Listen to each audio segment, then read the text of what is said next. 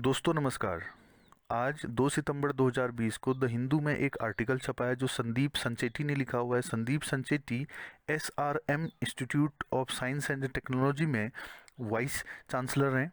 उन्होंने ये जो आर्टिकल लिखा है ये एजुकेशन के लिए कुछ नए आइडियाज़ बताते हुए लिखा हुआ है। कोविड के कारण जो एजुकेशन प्रभावित हुई है उसके लिए क्या नए आइडियाज़ हो सकते हैं जो हमारे एजुकेशन को प्रभावित होने से बचाएं, इसके ऊपर इन्होंने आर्टिकल लिखा है। सबसे पहले बात कहते हैं कि जब यह साल शुरू हुआ था और कोविड का अटैक पड़ा था तो उस समय किसी ने भी नहीं सोचा था कि ये कोविड-19 हमारी ज़िंदगी के हर एक हिस्से को छुएगा। आज इसने जिंदगियां प्रभावित करी हैं, पूरे संसार की अर्थशास्त्र को प्रभावित किया है और ये साथ ही साथ एजुकेशन को भी प्रभावित किया है। आगे ये कहते हैं कि जो अगर हम इन्होंने तुलना कर रखी है वेस्ट और ईस्ट के एजुकेशन प्रणाली को, शिक्षा प्रणाली को। मेनली इन्होंने जो विकसित देश हैं और जो विकासशील देश हैं उनकी शिक्षा प्रणाली की एक तुलनात्मक अध्ययन यहाँ पर दिया हुआ है। ये कहते हैं कि एकेडमिक की जो सेटिंग होती है, जो एजुकेशन प्रणाली होती है, एजुकेशन का जो पूरा सिस्टम होता है, उसमें जल्दी से उसमें परिवर्तन लाना, जल्दी से उसे चेंज कर देना, ये बहुत कठिन होता है, चाहे विकसित देश हो चाहे विकासशील देश हो। क्योंकि जो एजुकेशन होती है वो इकोनॉमिक्स के साथ जुड़ी होती है। बिना इकोनॉमिक्स के कोई एजुकेशन नहीं होती है। इकोनॉमिक्स और एजुकेशन साथ साथ जुड़ी होती हैं, इसलिए बहुत ज़्यादा कठिन होता है कि आप जो एकेडमिक सिस्टम है उस पर बहुत जल्दी कोई बड़ा परिवर्तन ले आए। इसीलिए एकेडोनोमिक एकेडोनोमिक्स इन्होंने एक शब्द दिया है, एकेडमी और इकोनॉमिक्स को जोड़ के एकेडोनोमिक्स। ये कहते हैं आज बात करनी पड़ेगी एकेडोनोमिक्स की। एकेडोनोमिक्स का मतलब है कि जो एजुकेशन है उसमें कैसे प्रभाव पड़ता है इकोनॉमिक्स का। तो आज फिर ये आगे कहते हैं, जैसे उदाहरण के लिए जो अमेरिका है उसको माना जाता है, जो उच्च शिक्षा का मक्का कहा जाता है अमेरिका को।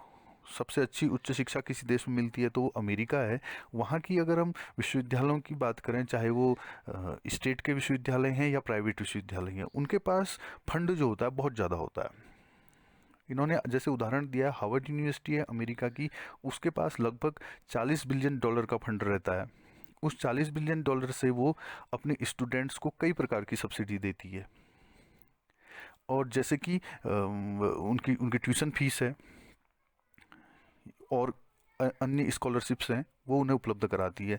लेकिन अगर हम भारत की बात करें तो भारत में जो प्राइवेट विश्वविद्यालय हैं या स्कूल हैं उनको सरवाइव करना ही उनके लिए बहुत कठिन होता है। वो सरवाइव करते हैं इस बच्चों के द्वारा दी गई फीस से, और जो अन्य प्रकार की फीस बच्चे देते हैं उसी से वो अपने स्टाफ को सैलरी देते हैं और सरवाइव करते हैं।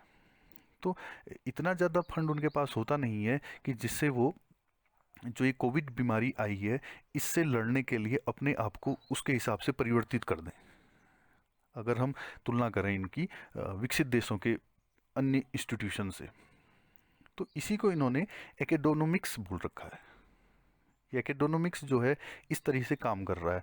अब अगर इन्होंने प्राइवेट एजुकेशन की बात कर रखी है, प्राइवेट एजुकेशन में ये कहते हैं कि भारत के जो प्राइवेट एजुकेशन है वो कोविड नाम की बीमारी से नहीं लड़ सकते हैं, क्योंकि ये जो बीमारी आई है बिल्कुल बिजली की गति से तेज़ी से आई है और इसने जो डिस्ट्रक्शन किया है इसके लायक नहीं है। भारत में प्राइवेट एजुकेशन जो है भारत की इसके लायक नहीं है। आगे कहते हैं कि क्योंकि जो ये प्राइवेट एजुकेशन है ये बहुत ही मुश्किल से एडजस्ट करते हैं। ये अपने वहाँ इलेक्ट्रिसिटी है, वाटर है या और जो इंफ्रास्ट्रक्चर है उसकी व्यवस्था कर पाते हैं, और ये सारी व्यवस्था ये करते हैं जो इनको फीस मिलती है। और फीस भी आजकल क्या हो गया है, कोविड के कारण बंद हो गई है। जो हॉस्टल फीस होती है या अन्य जो कई फीस होती है बंद हो गई है, बच्चे उतनी फीस नहीं दे रहे हैं। तो इनके ऊपर सरवाइव करने की दिक्कत आ गई है। तो ये एक बहुत बड़ी दिक्कत भारत के प्राइवेट एजुकेशन की है। और जो इन्होंने पैसा लिया है अपना इंस्टीट्यूट बनाने के लिए, अपना स्कूल बनाने के लिए, जो इन्होंने पैसा लिया होता है, बोरो किया होता है, उधार लिया होता है, उसकी किस्त चुकाने की इनके ऊपर दिक्कत है, क्योंकि इनको अब फीस नहीं मिल रही है और ये फीस के ऊपर ही निर्भर करते हैं। आगे बात करते हैं ड्यूल मोड ऑफ लर्निंग की। लर्निंग अब दो तरीके से होने लगी है कोविड की वजह से, ऑनलाइन और ऑफलाइन। अगर हम ऑनलाइन टीचिंग की बात करें कहते हैं तो ये बहुत ही ज़्यादा एक्सपेंसिव है ऑफलाइन की बजाय। ये एक इन्होंने बोला कि एक घाव पे नमक लगाने के बराबर है। वैसे ही हमारे इंस्टीट्यूशन उस उतने तगड़े नहीं है जो सरवाइव कर सके। ऊपर से ये ऑनलाइन टीचिंग जो है इस ये और भी ज़्यादा एक्सपेंसिव है। और सबसे गलत बात तो ये है, जले पे नमक छिड़कना तो ये है, जो सोशल डिस्टेंसिंग करनी है स्कूलों में, जो सोशल डिस्टेंसिंग करनी पड़ेगी आने वाले फ्यूचर में या अभी भी करनी पड़ रही है, उससे और भी ज़्यादा लोड पड़ता है, फाइनेंशियल लोड पड़ता है स्कूल पे, क्योंकि आपको एक्स्ट्रा क्लासेस बनानी पड़ेंगी, बच्चों को डिस्टेंसिंग के साथ बैठाना पड़ेगा। तो ये और एक दिक्कत है। तो इससे कैसे लड़ सकते हैं हमारे जो प्राइवेट या सरकारी इंस्टीट्यूशन हैं एजुकेशन के, वो इससे कैसे लड़ेंगे? आगे कहते हैं दूसरी चीज़ ये है कि जब टीचिंग ऑफलाइन से ऑनलाइन की ओर जा रही है तो स्कूलों में आईटी इंफ्रास्ट्रक्चर की ज़रूरत है, नेटवर्क चाहिए, और जो भी सॉफ्टवेयर की लाइसेंसिंग फीस होती है वो कहाँ से दी जाएगी? आईटी सेक्टर चाहिए, उसकी कॉस्ट देनी पड़ेगी।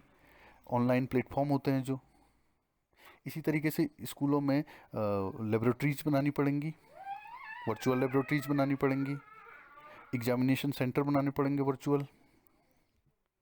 तो किस तरह से ये ऑनलाइन टीचिंग काम करेगी, ये बहुत कठिन है ये बोलते हैं बिना इकोनॉमिक्स के।